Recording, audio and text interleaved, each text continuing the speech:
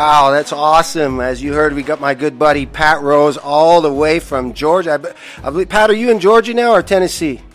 Hey, man, I'm in Chattanooga, Tennessee, right at the foot of Lookout Mountain and Lake Chickamauga. Oh, nice, nice. Well, listen, this is Réal Andrews. I'm the host of the show with my buddy Alex Rubina right here. And, you know, I've been a coach for over 30 years now, helping people to achieve their goals. I'm best known in the acting world as Lieutenant Taggart off of General Hospital. They know me as the bad cop. I was actually the good cop chasing the bad guy, but, you know, that's just the way they perceived it. You know, I came together with my buddy Alex Rubina here. He's a transformation coach. Tell us a little bit about what you bring to the team. Yeah, you know, I'm not quite as old as you are, so I only got 20 years, a little over 20 years under my belt as a life coach.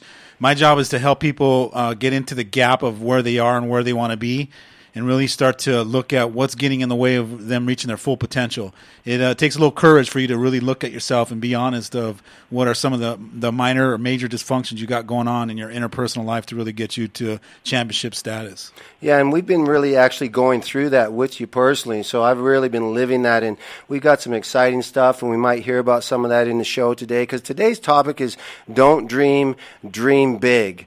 And, you know, it's something that I grew up with, Pat, and I want to jump right in. Pat, why don't you tell us a little bit about you before we jump in there? Tell us a little bit about who you are, what you do, so our audience knows, you know, what kind of a champion you are. Because you are kind of a legend in the wrestling world, right?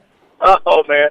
You know, a legend is a guy that's old, man. I'm a pro wrestler. That's what I've done for 15 years. I got the tag. Well, let's start over. Actually, I'm a Cali boy now. I was born in Anaheim, California. I know you can't tell by the accent, but I listen to the Moonshine Bandits, California band. But listen, I moved to Chattanooga when I was 6 months old, and at the age of 12 years old, I knew what I was going to be. I went through a professional wrestling card at Chattanooga.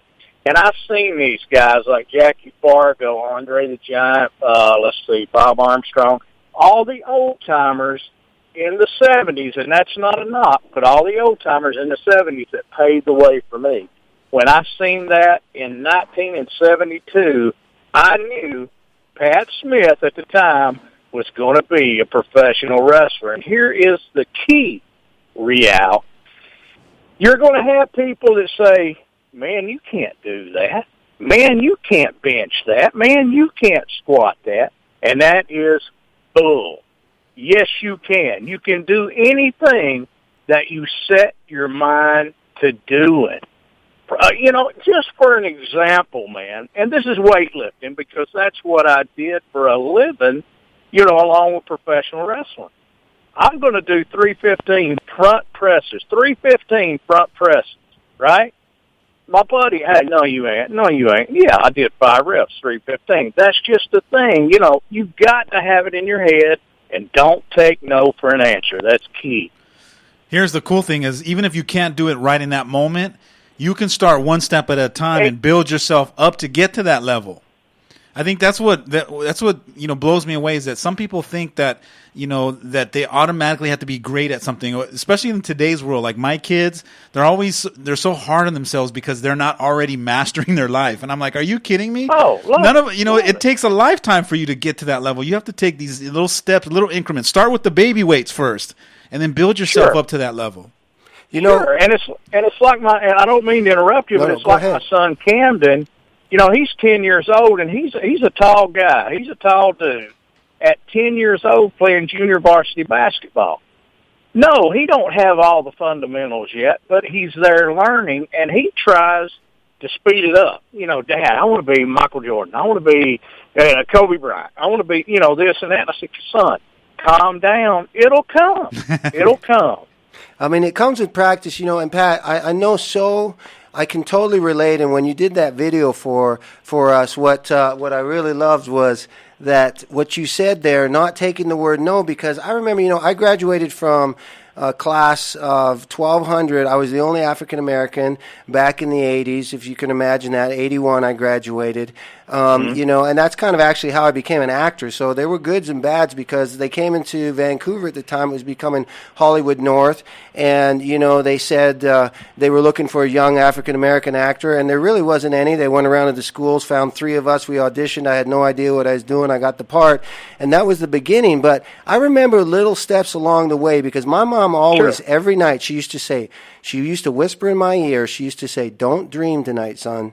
Dream big." And and what's interesting to me, and I know what I took away from your video, you said at 11, you knew what you were going to do. At a young age, I had my mom speaking life into me. My dad saying, you can do anything you want. And I'm curious, Alex, to get your feedback because I'm wondering, if Pat would have gone to that wrestling match at maybe 15 or 16 if he would have not had that same desire because he would have been beat down already so much by society. Here's the saddest thing that I get to see in some of these transformational trainings I do with teenagers, all across the world, is getting in there and watching a teenager have lost hope in their dreams and what's possible for themselves.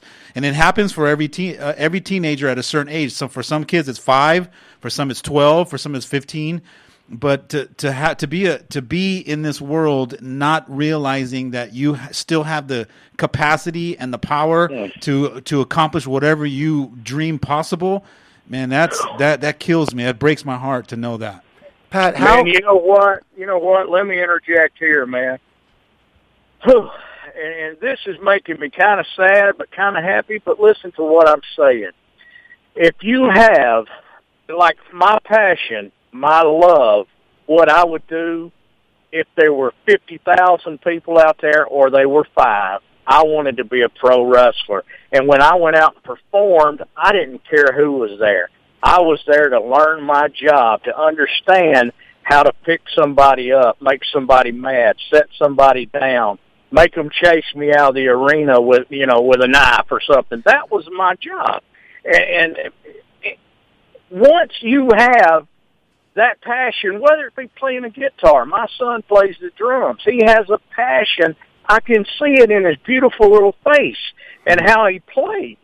And if you have that passion, please, guys listening out there, don't turn away from it. If you love it, if you want it, it will come. You got to work hard for it. And that's an unusual word these days, work hard.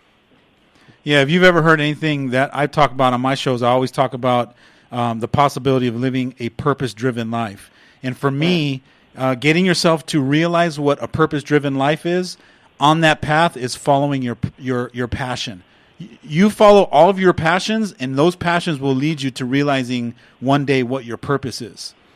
Yeah, you want to have, if you have that passion, that's that saying, you have a passion that it burns in you so much that people will follow you to the end of the earth to watch you burn. And Pat, I'm curious what keeps it on my heart right now, Pat. I've never asked you this. We've talked before.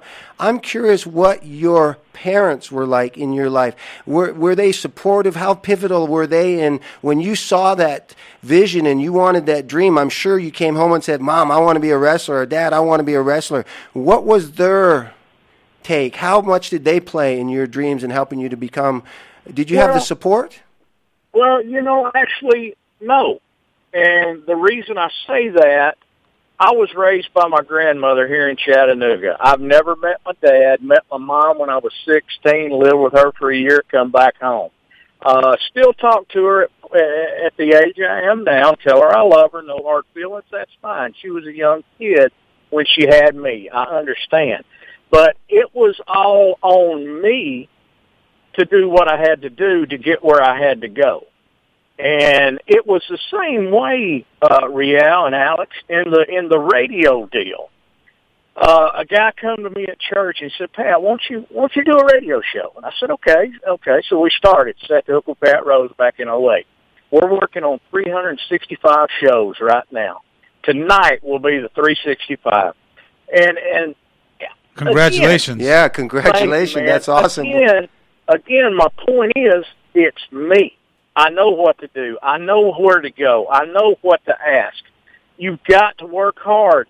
And now we're on 5 ESPNs, Armed Forces Radio Network, which I'm super proud of, Reno Viola Radio Network, and that's without having any professional help.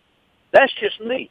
If I had professional help behind me, there's no telling what would happen. Game's over. And I remember, Pat, when you were starting, I remember you reaching out to me and, wanting me to get on your show and, just to bring some recognition to it. So that it is amazing that you've come that far. But when you're saying that, Pat, you made me think of something.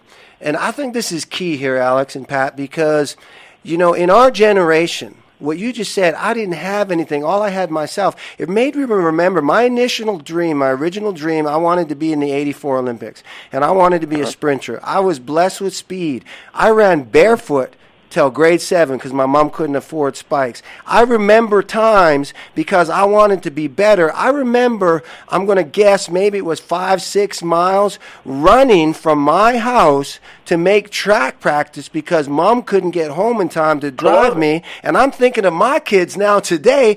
What, Mom, you got to drive me to practice. Well, if you can't drive me, I can't. I need a new pair of shoes. I just brought you one 2 weeks ago. Yeah, but these ones aren't good anymore. I mean, the world that they live in, they don't. It's so different. Man, and you know what it is, Réal? We didn't have, and we got to make sure these guys have, but it's ruining them.